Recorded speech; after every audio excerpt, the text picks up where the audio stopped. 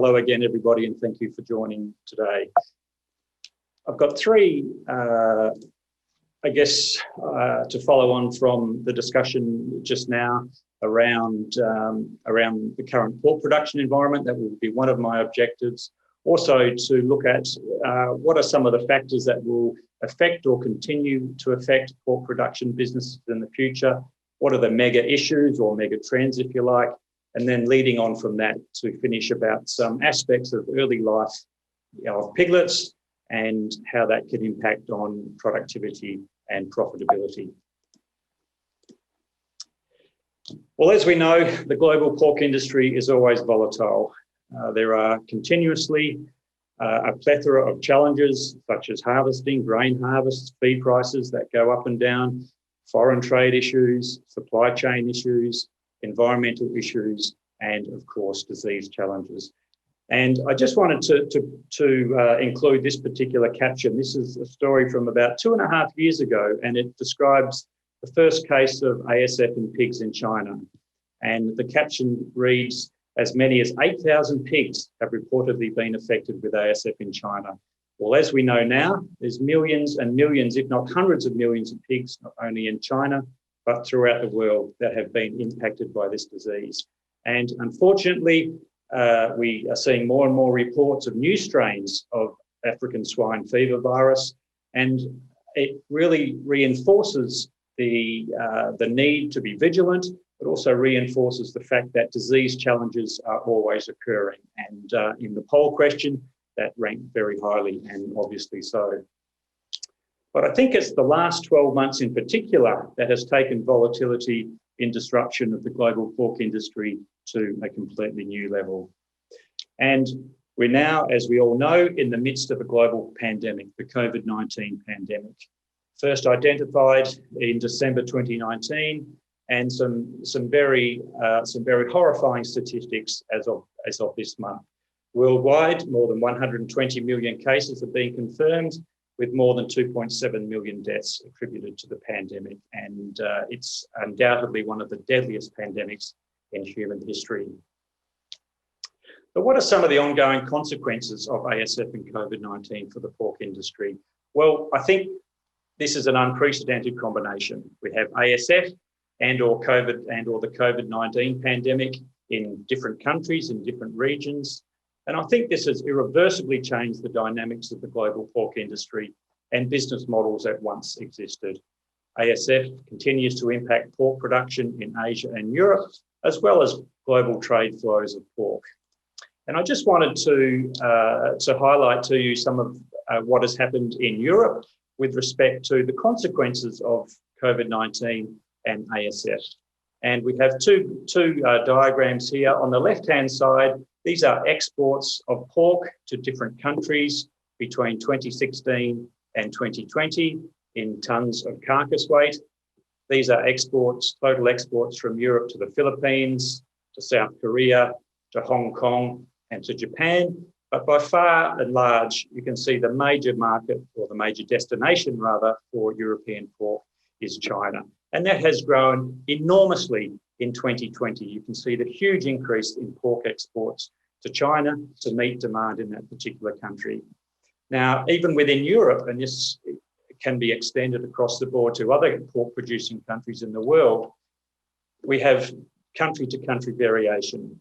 This shows the situation in Spain, comparing tonnes of pork meat exported in January 2020, and then comparing that to the situation 12 months later in January 2021.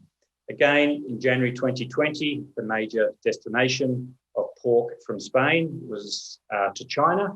But then if you look 12 months later, there's been an almost 250% increase in Spanish exports of pork to China, meeting the demand for pork in that particular country.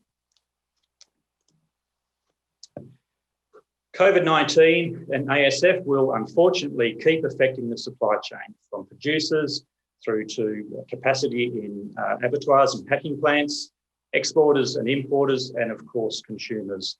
And we suspect that global feed prices and pork trade will remain heavily impacted in the short to medium term by the overall current global uncertainty and indeed likely beyond that particular time. But what has happened in other countries? Not all countries have been impacted in the same way, both through ASF and COVID-19. Here in my country, Australia, ASF has been detected, but this has been through international airport passengers and in packages and parcels. And fortunately, we have no cases of ASF in our pork production systems. We are ASF free. One of the reasons for this are these animals, these dogs. We call them sniffer dogs. And these sniffer dogs were part of the biosecurity response from the Australian government and from the Australian pork industry. And these dogs are extremely efficient at detecting pork meat and pork meat products in, for example, suitcases and baggage coming in from international passengers. And somewhat ironically, the COVID-19 pandemic in Australia hasn't actually really occurred. We are in a fortunate position of having very few cases and very few deaths. And the pandemic has actually substantially reduced the risk of ASF entering into Australia because of a ban, essentially a ban on international travel.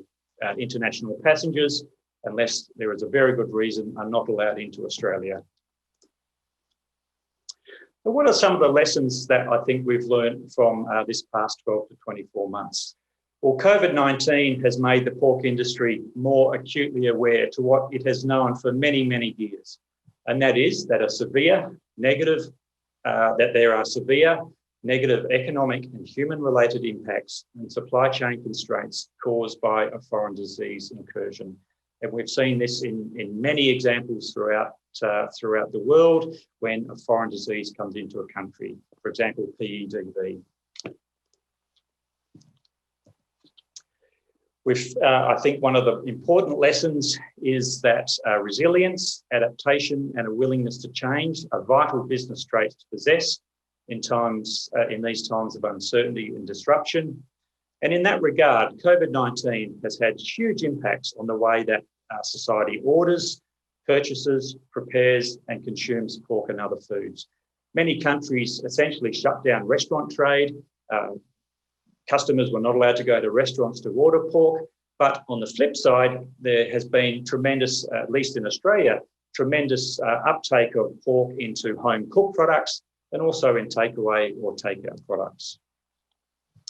I think in these times, these uncertain times of disruption and volatility, focus becomes even more important on the basics of pork production, such as biosecurity and hygiene, husbandry and management, nutrition and immunity, and of course, attention to costs and increasing revenue.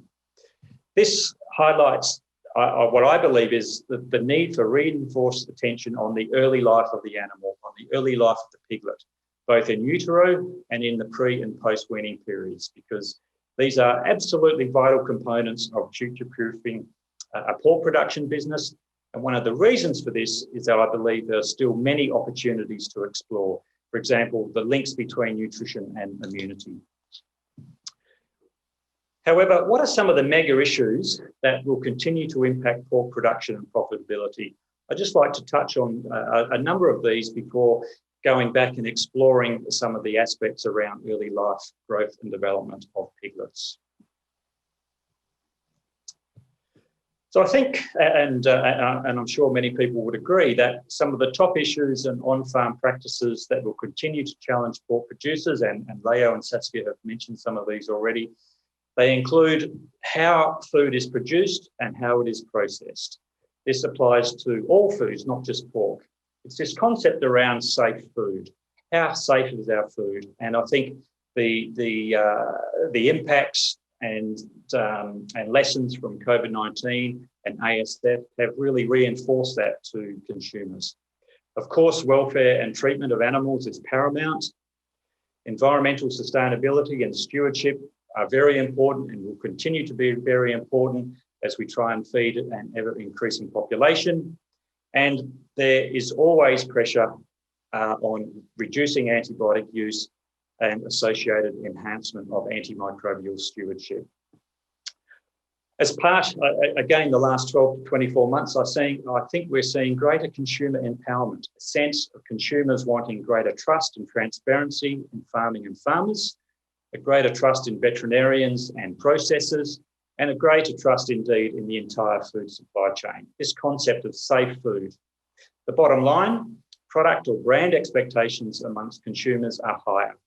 And consumers, now this isn't all consumers, but a growing percentage of consumers, albeit from a small base, will increasingly want to feel good about their pork and food in general choices. We hear a lot about sustainable pork production, and this the definition varies according to who you talk to and in what context you're talking about. But I don't think there's any doubt that the pork industry worldwide will increasingly need to counteract concerns from society about climate change and provide evidence that the environmental footprint is being reduced. And I thought I would share with you, just to highlight some of this, share with you the recent strategic plan from 2020 to 2025 from the peak industry body here in Australia. It's called Australian Pork Limited. And their strategic plan has 5 basic pillars: market and product differentiation, managing volatility for viable farms, driving consumer demand, leading community social license, and building an industry shared vision. I don't have time to go into each of these, but I just want to focus on this aspect around community social license, the social license to operate.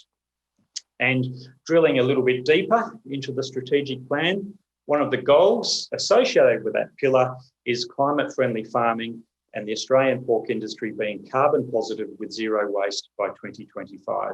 It's a very ambitious target, but it is pitched at what we call premium conscious shoppers. This is further demonstration, or the need for further demonstration, of clean and sustainable pork production. And the Australian pork industry has calculated that by meeting these goals, it will add up to 20% to the farm gate value of the industry. This is a very significant potential contribution by looking at social license of pork production.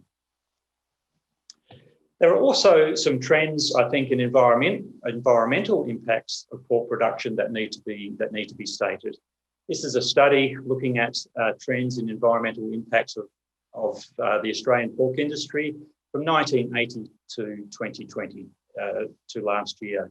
And in the last 40 years, there has been, on a per kilogram of pork live weight on farm basis, significant decreases in some parameters related to greenhouse gas emissions. There's been a decrease in greenhouse gas emission intensity that excludes land use and direct land use change of about 70%. If you include land use and direct land use change, this increases to 89%. There's been an 80% decrease in freshwater consumption on Australian pork farms, a 42% decrease in fossil energy use, and about a 65% decrease in the area of land used for pork production. I think these are very impressive changes. Nevertheless, there will always be more and more pressure, more and more expectations about reducing the environmental footprint. These improvements have been principally driven by improved herd productivity, changes in housing and manure management, especially manure management, at least in Australia, and improved feed production systems. And improved herd and system efficiency have led to improved feed conversion efficiency, resulting in lower feed requirements and a commensurate reduction in manure production. And this graph here shows the relationship between feed conversion ratio, shown on the bottom axis, and greenhouse gas emissions, shown on the vertical axis. And you can see that as feed conversion ratio declines, then we see a commensurate decrease in greenhouse gas emissions, showing the significant impacts that an improvement in the conversion of feed to growth rate can impact on greenhouse gas emissions in farrow to finished piggeries. Of course, this also has a benefit in terms of reducing feed costs associated with feed formulation. Farm animal welfare. Animal welfare concerns society, from consumers, advocacy groups, buyers and sellers of pork. And I just wanted to show you this article that appeared last month, and it relates to a supermarket in the UK launching an app to track animal welfare on farm. Now, this particular app is based on QBA, or what is referred to as or defined as qualitative behavioural assessment. And what this app will allow is for animal welfare inspectors on farm to assign different states of emotionality to pigs. And this is all part of what is now being referred to as a quality of life for farmed animals. This not only applies to pigs, but to other farmed animals as well. What is the quality of life of those animals? And this particular app and the quality of life concept in general will no doubt have impacts on policies and decisions. But farmers and farm animal carers, not only in swine, continue to strive to improve the welfare of their animals. We all care about our animals. But sometimes to impose a practice change in welfare costs money. And that is sometimes a deterrent to improving welfare. But the converse is that there's a risk that doing nothing diminishes the farmer's social license to operate and raise these animals. And I guess the next question is there a way to assist those businesses facing the dilemma of which practices to change in order to improve farm animal welfare without adversing profitability? And I came across this paper recently which looked at a proposed decision tool for businesses considering changes in practice to improve farm animal welfare. This is around assisting evidence-based decisions around farm animal welfare. And to interpret this graphic, you look at the two axes. On the horizontal axis, this depicts the change in practice on farm animal welfare, from negative welfare to better welfare. The vertical axis depicts the change in the practice, whatever it might be, on business profitability, from a negative effect on the business to a positive effect on the business. And realistically, we want to be in this green quadrant on the upper right-hand side. This is where there are benefits, positive benefits to the animal, but also positive effects on business, such as evidence-based changes in practice that meet societal expectations. The bottom left-hand quadrant is where animal welfare can deteriorate and where business profitability can also deteriorate. And finally, the young piglet. And this particular question, I think, is very salient in terms of other presentations in today's event. The question is piglet mortality and morbidity. Is it inevitable or is it unacceptable? Given the associations between larger litter sizes and piglet mortality and the associated sow welfare concerns of hyperprolific or larger litters, is it actually ethical to continue these trends? And if management can be optimised and sow welfare improved, what is an acceptable level of mortality? But what I want to do now in terms of focusing on the piglet is just to look at the cost of low birth weight of these low birth weight animals. There are, of course, many other areas to focus, and some of those will be addressed during other presentations. But I just wanted to focus on low birth weight piglets because those piglets, less than 1.1 to 1.2 kilograms, are indeed a challenge for all production systems, and especially those that operate on an all-in, all-out basis through the growth finish phase. We know that low birth weight piglets have a higher pre-weaning mortality, a slower growth rate, and occasionally decreased pork quality, and they can potentially account for up to 25% of the population and therefore have a huge impact. Having said that, not all low birth weight piglets remain light throughout life and can indeed perform well if managed and fed appropriately. But can we assign a cost to these low birth weight piglets? A recent Australian analysis put the cost of a low birth weight piglet below that 1.1 to 1.2 kilogram range at about $15 per pig born alive, around $11.50 US or 970 euros, based on extra days to market, extra feed associated with those extra days to market, plus an adjustment cost. There are also any additional costs of the negative impacts of a low birth weight piglet on carcass or meat quality. So these are not insignificant costs. Now, as we know, a proportion of these low birth weight piglets will come from gilt litters. And what I want to do now, as part of the focus on the cost of low birth weight piglets, is just to describe to you a project that we conducted a number of years ago trying to optimise the progeny of first litter sows. Gilts or first litter sows, as we know, can comprise a significant proportion of the herd, and progeny born to gilts or gilt progeny represent a significant production penalty. Simply, compared to progeny born to multiparous sows or sow progeny, gilt progeny are typically born lighter and are weaned lighter. They typically have a higher incidence of health problems and mortality throughout their life, and they take longer to reach a saleable market weight. And we can see this here in some data from this particular project. Comparing gilts and sows, we see the differences in weight associated with being born to a sow. We see differences in growth performance associated with being born to a sow, although, as I mentioned, the conversion ratio can sometimes be the same. And of course, we see a higher hot standard carcass weight, and in Australian situation, we see a greater back fat associated with those faster growing animals.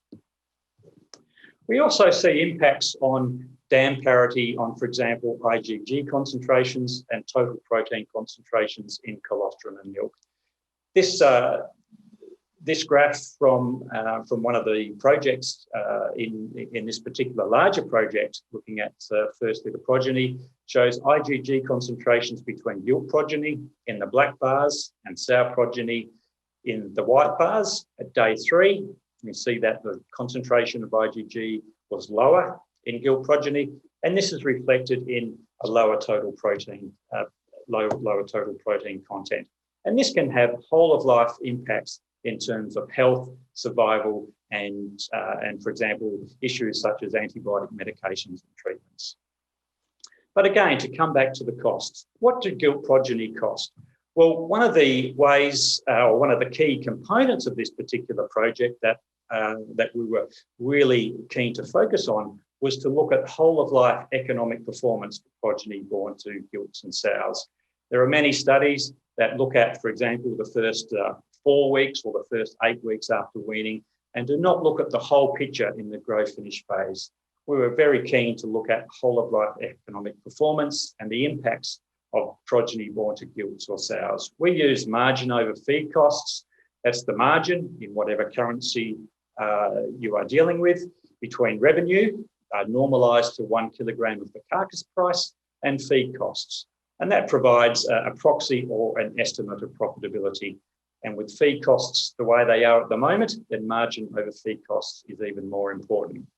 Of course, margin over feed costs is a snapshot in time. It depends on many, many factors, and these are different in different jurisdictions around the world. For example, the price grid that pigs are being marketed into, the weight of the pigs, the current feed prices, growth rates, different marketing options, and so on and so forth. But in this particular study, where we looked at the cost of gilt progeny in Australia's 2 largest vertically integrated operations, the difference in margin over feed cost of gilt progeny versus sow progeny was in the region of $6 to $10 per slaughter pig in favour of sow progeny.